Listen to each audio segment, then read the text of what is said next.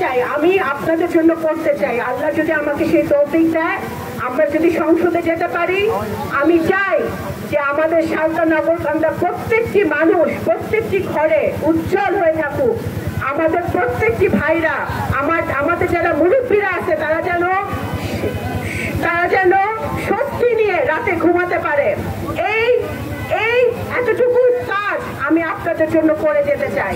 সুতরাং আজকে এই প্রতিষ্ঠা বার্ষিকীতে আমরা সংকল্প নেই যে আমরা যেই মতই হই না কেন, আমরা ঐক্যবদ্ধভাবে আগামী দিনে নতুন বাংলাদেশ গড়ব।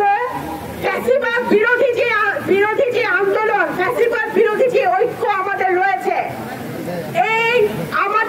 আমরা আজকের দিনে সংকল্প প্রতিজ্ঞা করতে চাই যে এই বাংলাদেশের মাটিতে আর কখনো গুম হবে না, আর কখনো খুন হবে না, আর কখনো কেউ মিথ্যা মামলায় জেলে যেতে হবে না, আর কখনো নারী ধর্ষিত হবে না।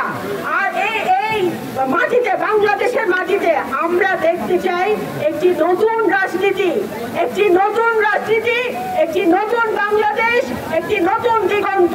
এই নতুন দিগন্তের সূচনা করতে হলে আমাদের সবার একসাথে কাজ করতে হবে।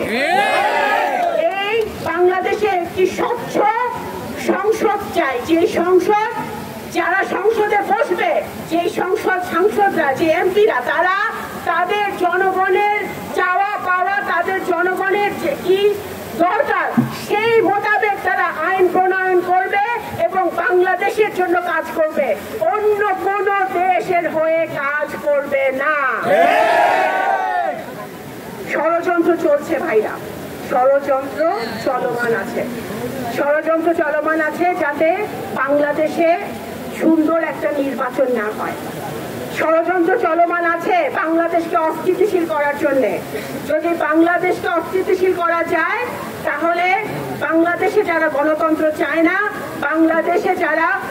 বাংলাদেশ অর্থনৈতিকভাবে আরো উপরে উঠে যাক, এটা যারা চায় না, তারা বাংলাদেশকে অস্থিতিশীল রাখতে চায়। সেই ষড়যন্ত্রতে